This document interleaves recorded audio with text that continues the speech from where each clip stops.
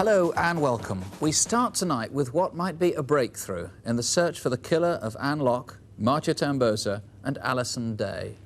The three cases were shown in separate Crimewatch reconstructions, but as a result of forensic tests and other evidence, police believe that all three women were almost certainly killed by the same man. Alison Day was attacked in a street in East London and dumped in a nearby canal. Police had little to go on and no description. But when Marcia Tamboza, a Dutch schoolgirl, was murdered in Surrey in April, we broadcast this video fit of a man seen acting oddly the day before. And when Anne Locke, the television secretary, went missing in May, we showed this picture of a man seen at a station. Now, partly as a result of calls to Crimewatch, there's new evidence about the Marcia Tamboza murder and a rather different description. In May, we showed that just after Marcia was killed, a man was seen running for the London train at Horsley Station, and the train stopped to let him on. Detectives now believe he'd come straight from where Marcia had been attacked, and a woman on that train saw him and saw him clearly. This is what he looked like. The artist's impression is of a man between 18 and 25, with long, untidy, brown, curly hair. He was wearing a blue anorak, jeans and trainers, all of which were spattered with mud. He's between 5'6" and 5'9" tall. Here in the studio, Detective Chief Superintendent Vincent McFadden is convinced this man is the killer and could well kill again. If you think you know the man for any reason, for example, perhaps if you're a hairdresser, you might have permed that hair. If he lives near you, if you've seen him, please call now. The incident room at Guildford is on 0483 31111. That's 0483 31111. Or you can ring Mr. McFadden and his colleagues who are with us in the studio live on 01 811 8055, 01 811 8055. And that's the number here, of course, throughout the evening. News on other cases we covered last month. There was an armed robbery which resulted in a car chase through the streets of Birmingham. Calls to Crimewatch led to 160 police inquiries, and partly as a result of one call, they now say they know the identity of at least one of the robbers, and we'll let you know what happens on that case. In London, a man has been charged with robbing a jeweller's shop in Kentish Town after Crimewatch viewers rang to say they recognised him. And though not as a result of Crimewatch, a woman has been charged with the murder of Georgina Davis, a 77-year-old retired nurse in Salford. There have been charges, too, resulting from a Crimewatch reconstruction last November. A dummy bomb was strapped to a security guard during an armed raid in North London. A sharp-eyed viewer spotted something in the reconstruction, which has now led to charges against 8 men and a woman. The offences involve a total of £2 million. And a recent conviction. This picture of a red car with a sailboard on the roof was seen on Crimewatch and recognised by an off-duty policeman in Betsy Coed in North Wales. As a result, Stephen Filkins was arrested and has been charged with the murder of 68-year-old Pamela Reynolds, 300 miles away, in Worthing. He's now been sentenced to life imprisonment. Well, now to the first of this month's reconstructions. It's the murder of a Chinese restaurateur 6 weeks ago. He was killed by burglars at his home in London, but the possessions stolen by the killers could turn out to be their downfall. This is Gerrard Street in London's Chinatown, one of the few places in Britain you'll find Chinese jewellery. It was pieces identical to these that were stolen in the murder: 3 jade pendants, a dragon and phoenix bracelet, a wedding ring and a gold chain. The victim rarely came to this area, but his picture is now posted throughout Chinatown. His name is Shi Genghong. He was killed, it seems, for £100 and that small amount of jewellery. He lived just off the Seven Sisters Road in Holloway. He'd moved from the United States last year to live with his son here in Sussex Way. He was a quiet, rather private man, with few friends or interests outside the family. At 66, he was in good shape and liked walking to keep fit. Monday, the 11th of August, was very much like any other day. And as usual, at about 10:30 that morning, he set off to stroll to Kentish Town, 2 miles away. Just around the corner from the Town and Country Club is Fortis Road and his son's fish and chip shop, the Sun Doe. Mr. Hung's son, Ging Huai-hung, has owned the shop for several years. He and his wife work hard here 7 days a week.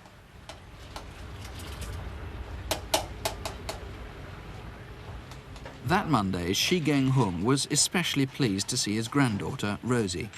She and her mother had stayed the previous night in the living quarters above the shop.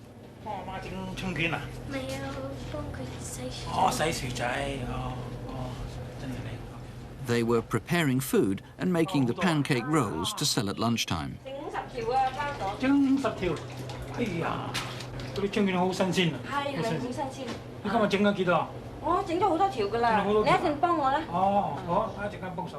Shi Geng-hung knew a great deal about the catering trade. He jointly owned a restaurant in Brooklyn in New York. This photo was taken 11 years ago.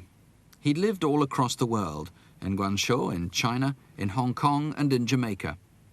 After selling up the Brooklyn restaurant, he'd come to live in England 15 months ago with his son and family.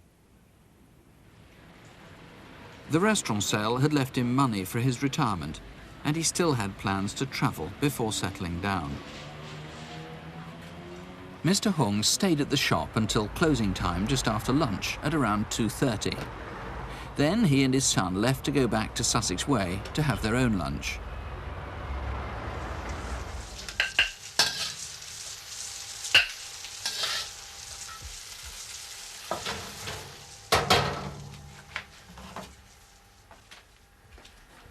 I have news about your son.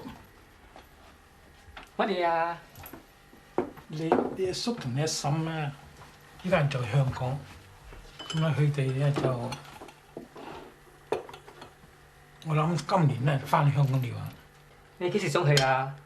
大約聖誕時間啦嚇，食飯，食啦。 The son remembers nothing was unusual that Monday afternoon. At about 4:45, he left to go back to the shop. His father seemed happy and at ease. Shi Geng-hung loved reading and gardening. At 6:50 that evening, a neighbour noticed he was out in his garden cutting back the ivy. This was the last time Shi Geng-hung was seen alive, except, that is, by whoever killed him. It seems he spent the evening quietly in the house. A light was on in the downstairs room where he normally watched TV. Manchester United supporters have arrived back at Harwich after last night's violence in Amsterdam. Whatever happened, the TV was certainly switched off by morning. We know he had an evening meal and washed the dishes, but the light stayed on all night. Sometime between 9 and 11 p.m, at least 2 people got into the house. They stabbed, tortured and battered Shi Geng-hung to death. The man now hunting for his killers is Detective Superintendent Fergus Corker, and it was a particularly horrible and vicious killing, wasn't it? Yes, it was. An appalling attack on a defenseless man who suffered horrific injuries, and the people responsible must be caught. Are they Chinese? English? Do we know? At this stage, I can't really say. Now, the jewellery they took is very distinctive. I've got one item here. This is pure gold, and it's quite something. The most recognisable piece, in fact, is identical to this. It is gold, and to describe it, here's Dr. Stephen Tang from Manchester, who's an expert in Oriental jewellery of this sort. This is a gold bracelet, usually presented to the bride before her wedding. It's from the close relatives of the family, with a dragon and a finished design with a double happiness in the middle. It represents harmony and fortune. The value will cost the family perhaps a few thousand of dollars, Hong Kong dollars, and yet it's not the value that is money value that's important, it's the sentimental value that is within, which is most paramount. So you need anybody who's seen that jewellery to call you. Any other clues? Yes, any of that jewellery particularly, and about 4,500 luncheon vouchers were stolen of various denominations, but they're all marked in one of two ways. Either the marking of 2 lines across at the front of the voucher, or a form of Z-type marking. They're all marked in one of those ways. I mean, frankly, if I've got several thousand luncheon vouchers, which perhaps I shouldn't have, or I've got this sort of jewellery, which again maybe I shouldn't have, I'm going to be a bit worried about calling you. Sure. Well, I would appeal particularly to any of the criminal fraternity who may have come into possession of those items to ring me in the strictest of confidence. I'm not worried about their possession at this time. I'm solely concerned in the identity of the people responsible. You're not going to take action against them? At this stage, no. Now, what about the killers? How many of them? What do we know about them? From the inquiries we've made so far, I'm satisfied that there were at least 2 of them, and they left the house and walked down Sussex Way in the direction of Seven Sisters Road, which is a very, very busy thoroughfare. As they turned into Seven Sisters Road, there is the Safeway supermarket, and directly outside Safeway's there is a bus stop with numerous buses stopping there and carrying passengers on up towards Finsbury Park. Now, this is between 9 and 11 p.m. at night. Lots of people around, lots of pubs near there too. That's right. No doubt at all, if people were at the bus stop or on the buses, I would appeal for them to recollect if they saw at least 2 people, both of whom indeed would have been bloodstained. OK, those pubs, very quickly. Yes, there's 3 public houses where people may have come from. The Enkill Arms at Hornsey Road, or the next one at the junction of Seven Sisters Road, and the Nag's Head at Holloway Road. Right. There's a £5,000 reward. If you can help, please call us. A particularly horrible killing. The number to ring if you can help, 01811 8055. If you've any information at all, please call 01811 8055. You can speak to a detective or to a BBC researcher, and in English or in Cantonese. Or you can call the incident room at Holloway Police Station on 01 263 9090. That's 01 263 9090. Well, now the incident desk. This month, a woman who's been robbing building societies in the West Country and Wales, the kidnapping of a child from Lincoln, and the needlework which could identify a body found in Sussex. Here are Superintendent David Hatcher and Constable Helen Phelps.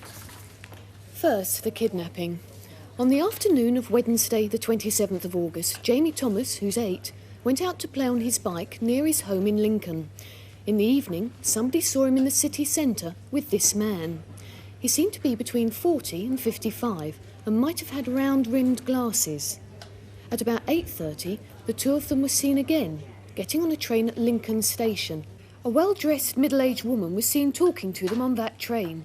At Newark, she got off and they continued south. We'd like that woman to ring us now.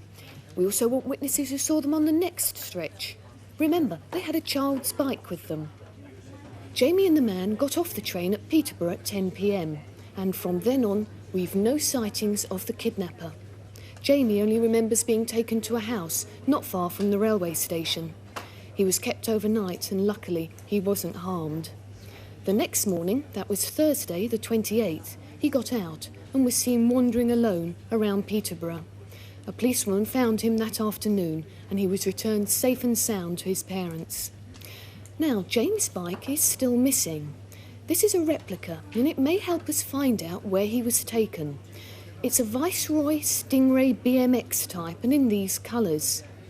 If anyone's come across one in Peterborough, please ring us. And if anyone saw the man on those trains or elsewhere, we really do need to hear from you. On the 31st of August, a gruesome discovery was made in the Ashdown Forest in Sussex. You've probably read about the case. Detectives are still trying to identify the remains of a murdered woman. Forensic tests have given only a rough description. She was white, between 17 and 40, medium build, about 5 foot 3 inches tall, and she'd probably once had a baby. Not much to go on, but you may be able to help us identify the victim or her killer if you recognise the materials which were used to wrap her. First, these curtains. One's a floral pattern and the other's blue acrylic. If you look here, you can see that somebody once took up the hem by hand. They're quite large stitches. If you made this alteration, it's vital you contact us. There was also this Tesco nightdress. Size 12 to 14, it was bought in the last 18 months. And who owned this nylon negligee and nightie with lace inserts and edgings? We need to know who all these belong to. Ring us too if you saw anything odd in the Ashdown Forest around the August Bank holiday or shortly before. This is the spot, a lay-by between Nutley and Wych Cross on the A22, the Eastbourne Road. Next, we're looking for this man, who robbed the Peterborough Building Society in North London of more than £2,800. About mid-morning, he took one of the staff hostage, brandishing a handgun. It was a Walther automatic. He instructed the woman cashier to empty her till, and as he made his getaway, apparently in the Finsbury Park direction, he made his hostage lie on the floor. The security camera caught him on the way out. Look closely at the hat. It was green, and the marks on his overalls suggest he may use them for work. And now to a woman, or what looks like a woman, who's committed 3 building society robberies in Wales and the west of England. We've 3 pictures, but her disguises make it hard to see precisely what she looks like. She's certainly heavily built, but could be anything from 25 to 45. Here in Cwmbran, her hair looked blonde, but staff thought it might have been a wig. She always covers her face with scarves and hats, and sometimes wears heavily framed glasses. She operates on her own, is very cool, and implies that she's carrying a gun. She's worn flat sandals like these on other occasions. Staff at the National and Provincial in Bristol thought she had dark hair. This time she wore a quilted jacket with an Indian print on it and a maroon cotton skirt. If you can see through her disguises and point us in the right direction, give us a ring. Small business premises are always vulnerable to burglaries, and in recent months the East London fashion trade has been badly hit. Here in Hackney, designer and printer Cressida Bell lost £3,000 worth of limited edition scarves in July. Each one is hand-screen printed on wool or silk and sold only at exclusive London stores like Harvey Nichols and Brown's. We've only been in business for a short time, and really, I mean, it could have almost bankrupted us. It's really a disaster for a small business like ours, because we've had 2 burglaries now, and they really don't want to insure us anymore. And we found somebody who'll insure us, but it's going to be a 600% increase in premium. The scarves are almost shawl size and cost around £62. Each one bears this Cressida Bell logo and are distinguished by their bold heraldic designs. So if you've been offered scarves like these with that distinctive logo, don't hesitate. Give us a ring. And call us if you can help with any of our other incident desk cases. Here's the number, 01811 8055. That's 01811 8055. Our next reconstruction is the tragic death of Diane Sindel in Merseyside. Diane was killed sometime around midnight on Friday, August the 1st, on Borough Road in Birkenhead. It's the busy main road through the town, but it's also a trunk route linking Liverpool with North Wales and Cheshire. So police are hoping that long-distance travellers, as well as local people, might be able to help. Diane lived and worked in Seacombe, just outside Birkenhead.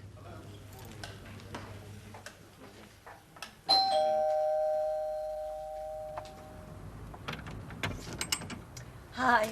Are you okay? 21-year-old Diane Sindel was a florist. Residents of Seacombe were used to seeing her blue van making deliveries. She'd been engaged for 4 years, and she was planning to get married next year. During the day, she worked at her uncle's greengrocer in Seacombe, just round the corner from her flat.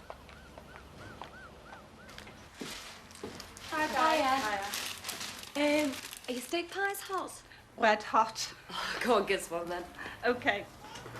Oh, well, she used to come in every day, you know, for a pie, a hot pie. She used to go to market early in the morning. So she used to count, you know, how much everything was. But, I mean, she was saving up to get married. It's only natural that you're careful. I mean, I was at that age. Yeah. She was a very nice girl. It was something that shouldn't have happened. No.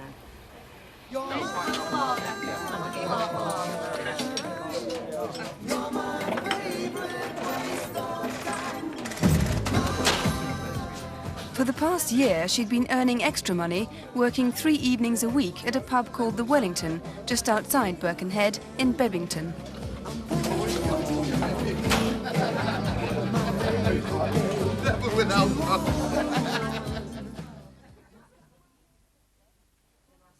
On the evening of her death, it was, as usual, about 11:30 by the time the pub had been cleared up and Diane was able to leave. Absolutely starving you. She said she might pick up something to eat on the way home. I don't know, I think I'll stop off and get some fish and chips. By 11:45, Diane was in her blue van heading towards home. It's a 5-mile journey back to Seacombe along the Old Chester Road. 2 joiners were working late in a car accessory store at the junction where Diane had to turn left into Borough Road, Birkenhead. It was about midnight when one of them saw the blue van stop. A short time later, the other joiner saw Diane leaving her van. It had run out of petrol.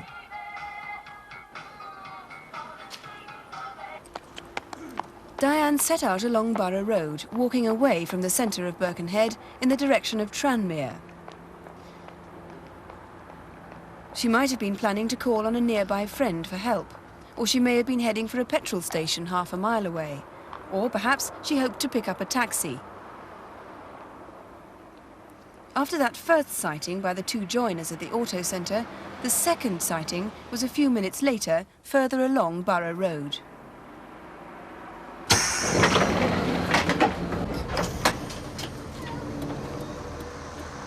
Crossville Bus Company driver Gary Lamb on his last run of the night. I was on the last 87 bus from Parkgate, which leaves Parkgate at 11:30, and that'll get me down to Borough Road about midnight. What I seen was a young girl just before the 42 bus stop on Borough Road, and she seemed to be looking in a bag and turning around as if she was looking for a bus. There was definitely no chance she'd get a bus that time of night. Then a third sighting within yards of the bus drivers. It was soon after 12:10. A taxi driver looking for fares. It was around about 12:10. I was driving along Borough Road. 10 lies on Borough Road. As I passed the garage at the bottom of Argyle Street, I saw a couple ahead of me. When I passed them, I noticed they were arguing. The fella put his hand out towards the girl. They appeared to know each other, but they were definitely arguing. It was as if they'd been to a club and then, had a fight, and then were walking home together, Further along Borough Road, a couple driving home saw her near the junction with Whetstone Lane. As far as we know, this was the last time she was seen alive. The mystery is that Diane's body was found in an alley 150 yards back along Borough Road. Had she walked back, or had somebody driven her back? The next day, Saturday the 2nd of August, around noon, a local woman was walking her dog. Diane's body was lying only yards from Borough Road.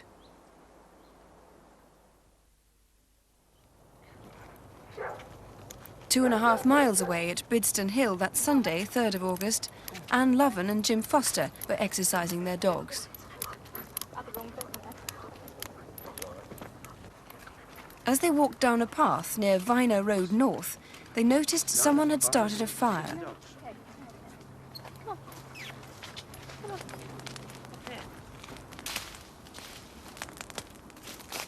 Jim found a bag, a pair of blue jeans, and some other clothing still burning.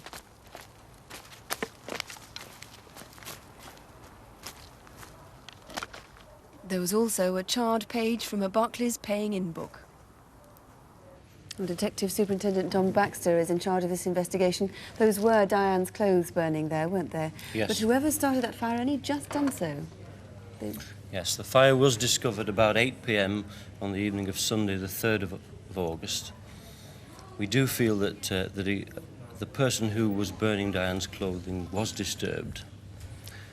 We are anxious to that end to trace anybody who was on the Bidston Hill area that evening, whether it be anybody who witnessed the fire, whether they saw anybody acting suspiciously, or whether they saw anybody carrying a bundle of clothing, or maybe carrying a bag which could possibly have contained that clothing. Must have looked quite conspicuous, actually, too. Could you just show us on the map now those 3 places where Diane was seen that Friday night on the 1st of August? That's where she ran out of petrol. Diane ran out of petrol on Borough Road opposite the Auto Safety Centre. She left her vehicle, and then there are 3 sightings of her as she walked along Borough Road out of the Birkenhead town centre. The extraordinary thing is that that last sighting at the junction of Borough Road with Whetstone Lane, her body was found 150 yards back along Borough Road. Now, how do you account for that? Well, we don't know. We haven't got any sightings whatsoever of Diane walking back along Borough Road towards the town centre. Her body was found very near where the taxi driver saw her, and she appeared to be arguing with somebody in a leather jacket. You're obviously anxious to find him. Yes, this is a very important sighting. It appears that Diane was arguing with a man, and we are anxious to trace this person. There was another girl assaulted that very same night on Borough Road. It's extraordinary that nobody saw anything. Yes, there was a girl assaulted on Borough Road that evening. She was a 17-year-old girl who was dressed in yellow. She was subjected to an indecent assault and was eventually found on a park bench, sobbing and in a distressed condition. Don't you feel somebody must have seen something? If two girls are assaulted on the same road, it's a busy road. Yes, I do.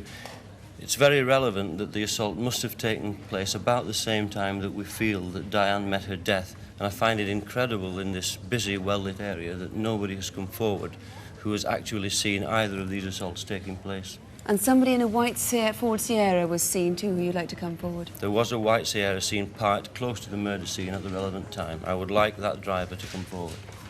Well, if you can help, please, if you did see anything that night which might help, please ring us. And if you've been approached or accosted or assaulted in the Borough Road area any time in the last few weeks, any description you can give could be vital. You can ring and speak in complete confidence to a female BBC researcher or a woman police officer. The number here in the studio, 01811 8055, or call Birkenhead Police Station on 051 777 4979. That's 051, the code for Liverpool, 777 4979. Our next reconstruction is about a rash of crimes which has become so serious that 6 different police forces are pooling resources. They're hunting for a group of thieves who seem to know precisely what they're after.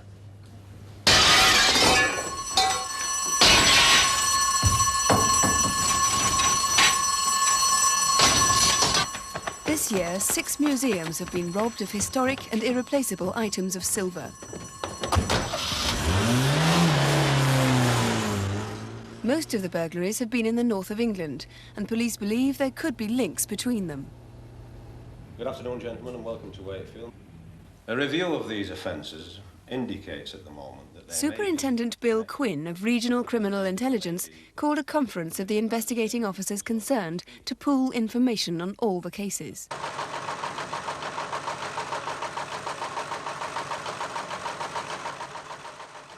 Thieves broke into the premises via a side window by smashing it, then went into a banqueting room and there smashed the glass in a wall cabinet and grabbed about 13 pieces of the Hull silver collection.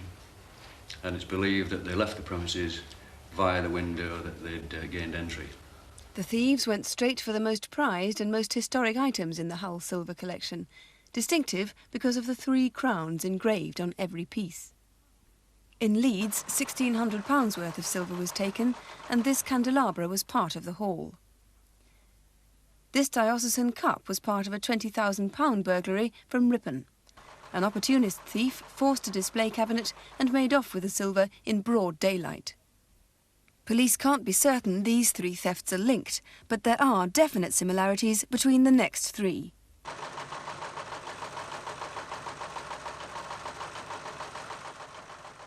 Entry had been gained to the museum by means of breaking the first floor window of the museum. Found at the scene was this sledgehammer, which had obviously been used to smash the window. As you can see, there's a piece of string, there was a longer piece of string attached to it, which had probably been used to drag the sledgehammer up to the first floor window. The gang was after these 5 mayoral chains and badges of office worth £10,000.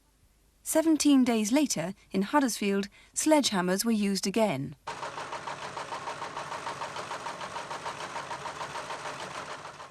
This was the largest of the burglaries.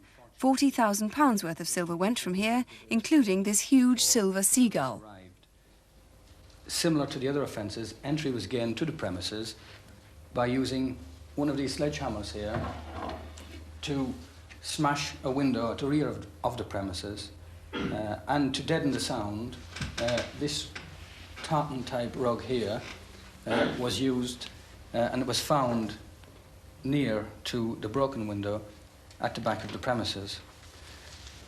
Now, I'm convinced that the people who broke into the museum, the Tolson Museum at Huddersfield, knew exactly where they were going to, knew exactly what they were going for, because they broke into 2 display cases, one on the ground floor and one a considerable distance away upstairs. At each of the cabinets, we found the sledgehammers. And because of this, and because of the distance between them and the fact that an alarm rang out, we have a theory that perhaps 4 people were involved. Last month, the thieves moved south away from the northern counties to Shrewsbury in the Midlands. Forensic evidence provides a clear picture of what happened. The Clive House Museum is tucked away at the end of College Hill near the city centre. Clive of India once lived here. The exhibits include rare porcelain and china, but taking pride of place in the museum's gallery was a valuable collection of antique silver, much of it the property of local churches. The museum was well protected, and there are 3 separate alarm systems, all connected to the operations room of the local police station. It's Sunday, August the 3rd. The museum had been closed all day. Paul Davis works at the museum and lives in an adjoining flat. At about 7:20, he and his girlfriend, Nikki, went out for the evening to a local pub. At the end of the garden, behind Clive House, there's a private courtyard. Police know that was the point of entry. There were marks where somebody had climbed on the cross member of the gate.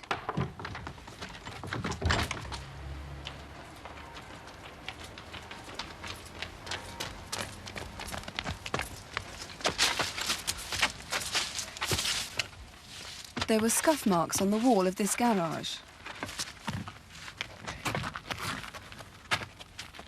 And evidence that 2 people had crossed the garden beneath.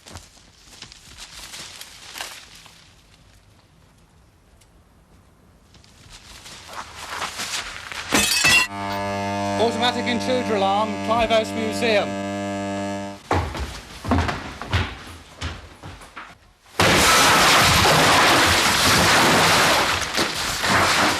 Foxtrot Alpha to all patrols.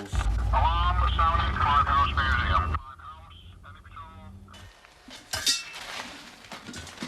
05 en route over. 72 en route.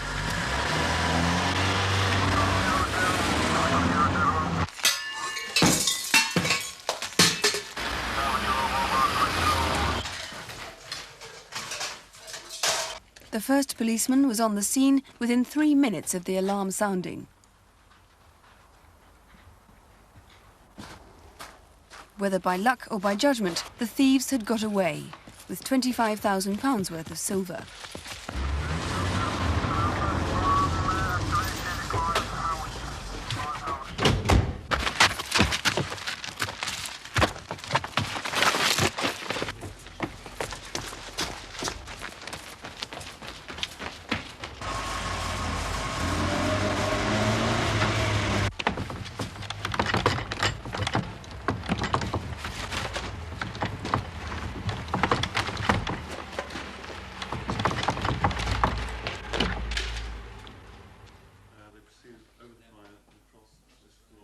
Once again, a small town museum broken into at night by burglars using sledgehammers and interested only in valuable silver.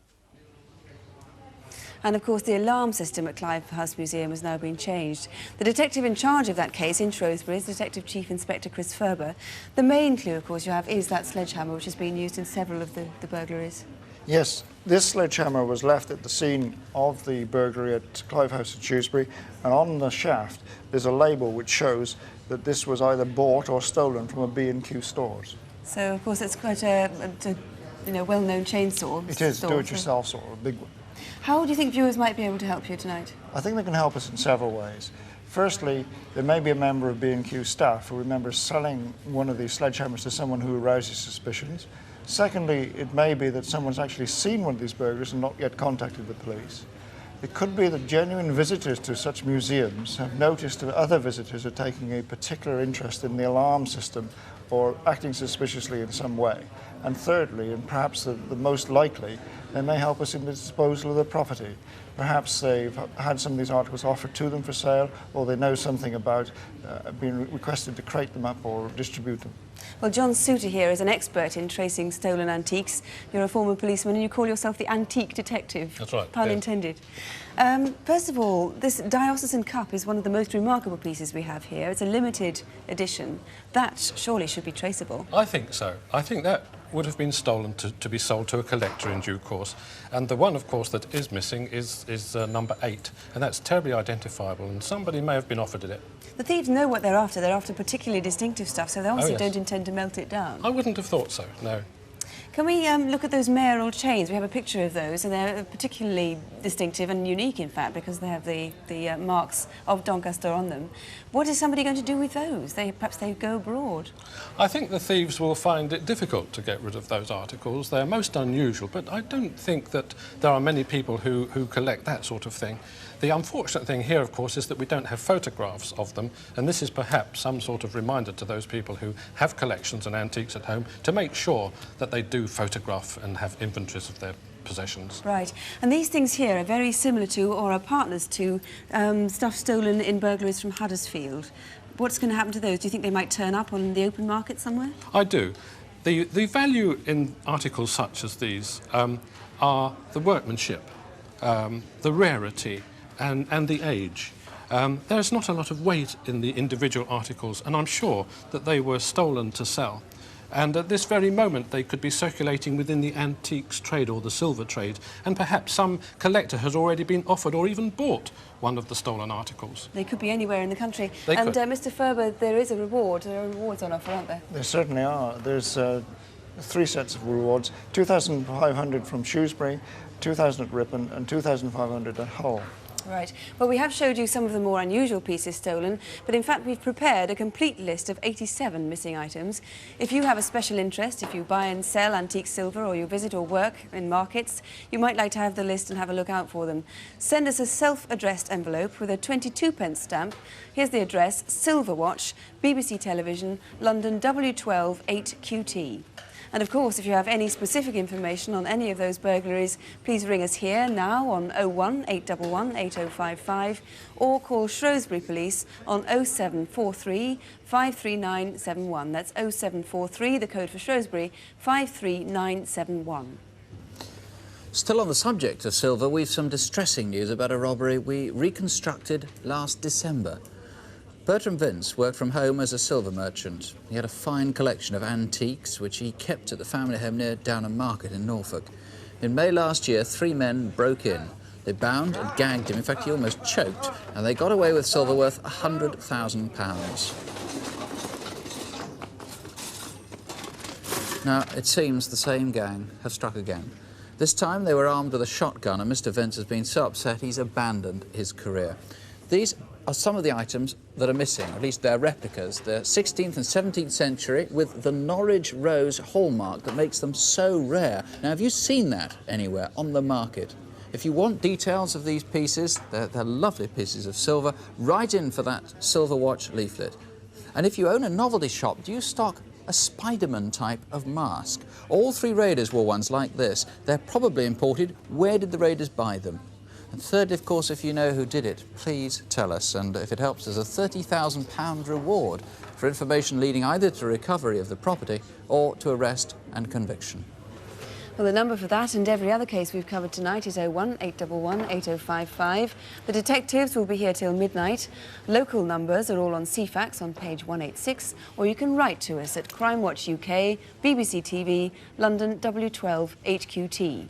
And we'll be back to give you an update at 11:30. I can already tell you we're having a remarkable response, especially on that portrait that we've got, and whoever rang up about luncheon vouchers from Barnet, please call again. Now, we pack a lot of crime into 40 minutes, more nasty ones than most police officers will encounter in a lifetime. If it's any comfort, an official report soon to be published shows violent crime is no higher here than on the continent, much lower than in the United States, and for what it's worth, you're even less likely to be murdered now than you were 100 years ago. So don't have nightmares, do please. Sleep well. Good night. Good night.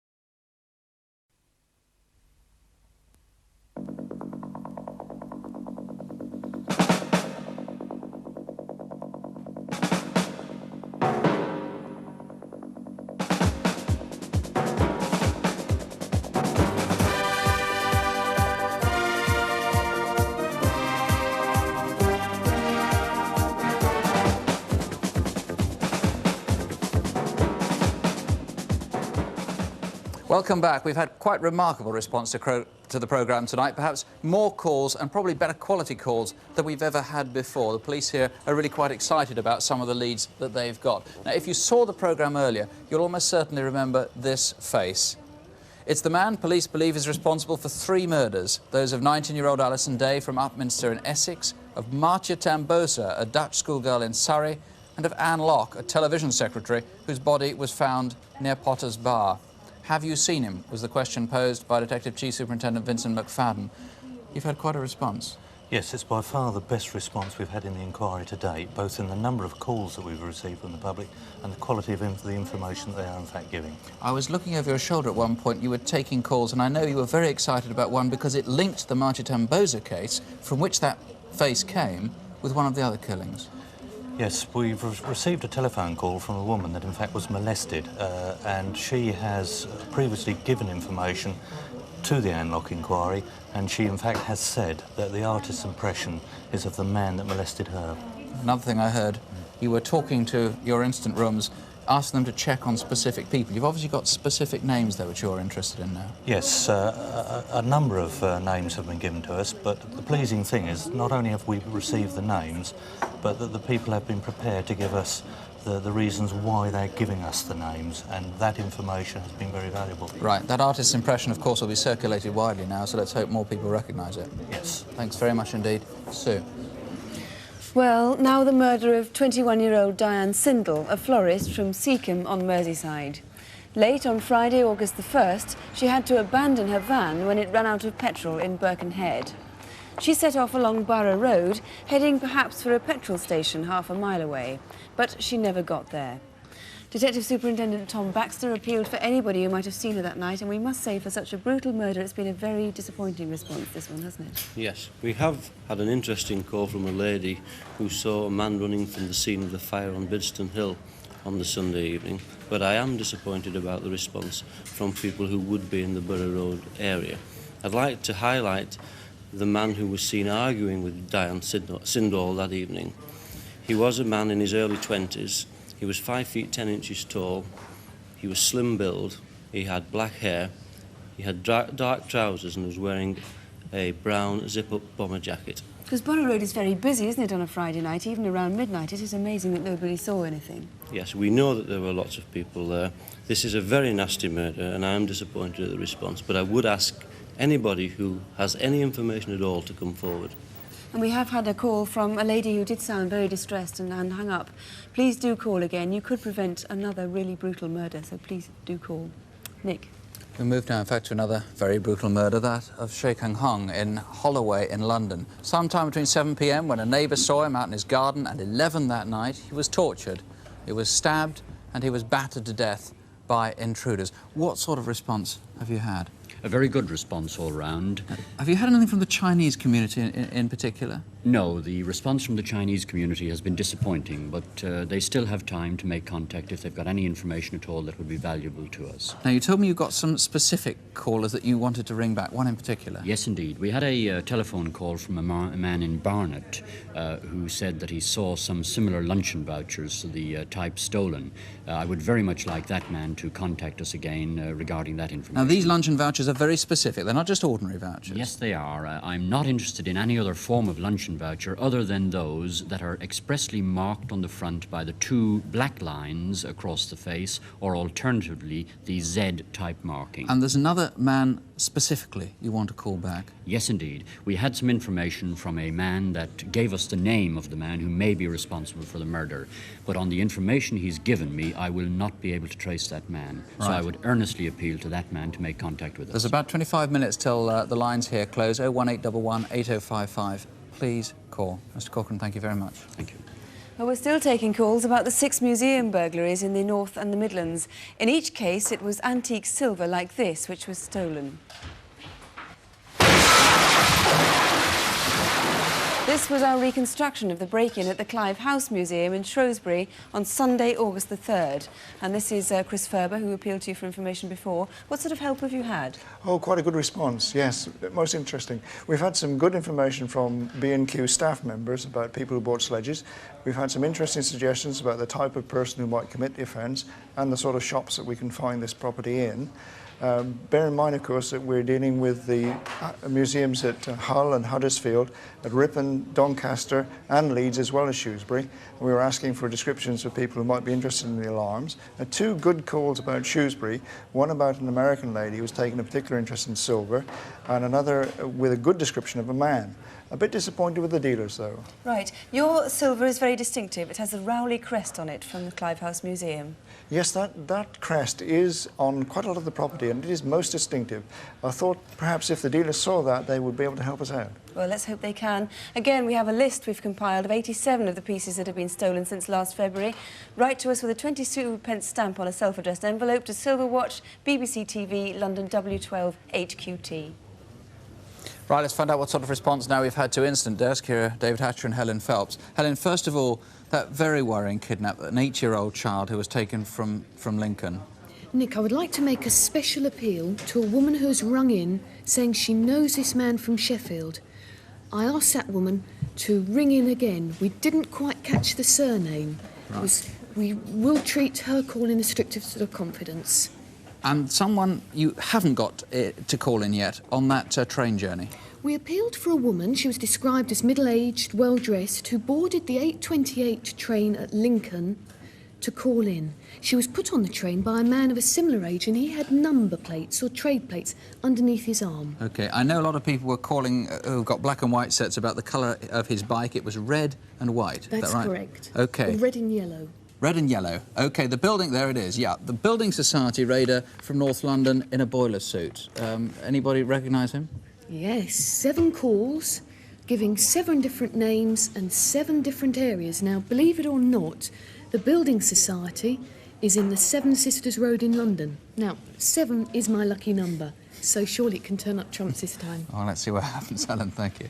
David, any leads on the woman who was found in Ashdown Forest in Sussex? Yes, there have been some very good news in that direction, but first let's make 3 re-appeals. The first is to look at all the material that the body was wrapped in collectively. Does anybody recognise the night dresses? We've had very little on that in connection with the curtains. But moving on to the curtains, the blue curtain, we've had a caller from a lady who says she positively thinks she can identify the blue curtain as having been donated to a jumble sale to Uckfield Football Club on the 9th of August this year. What we want, of course, is the person who donated that curtain to Uckfield Football Club jumble sale to come forward. That'll save us a line of inquiry. Secondly, we've had a call from somebody who says they've seen a lime green Mercedes estate being cleaned out very thoroughly by a man who had an Alsatian with him in the lay-by near where the body was found. That could be entirely innocent. So if he came forward, that would save us a lot of trouble. But the most promising is a man carrying what looked like the floral material with a package or a bundle inside it in the lay-by, That and does so sound that looks good. Right. What about the Norfolk silver raids? That was very sad. And there was a kind of Spider-Man mask used in the raids, which you have a lead on. Yes, we've had a couple of suggestions. One is that it's a German manufacturer, but another one says it looks very similar to the front cover of a magazine called a Fangora magazine, which I believe is American. Anybody who's got a copy of that publication, please give us a call.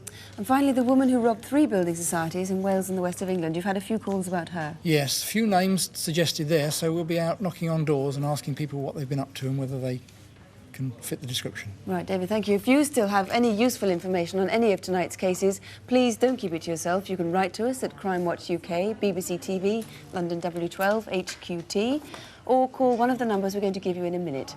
The address and numbers are on CFAX on page 186 if you have that. We always say this, but it's true. Crime is nothing like as common as it seems to be on Crimewatch.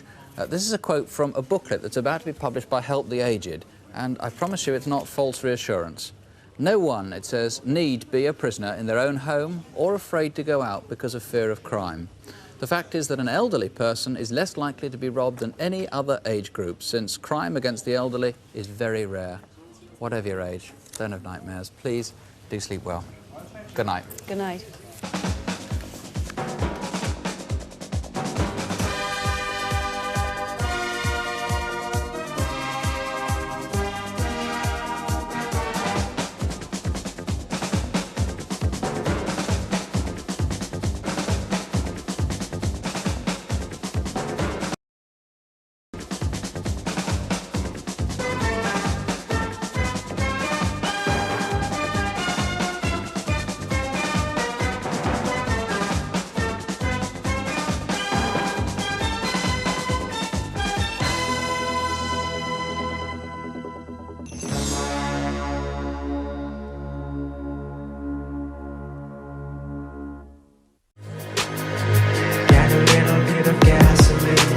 Walk up to another crime scene.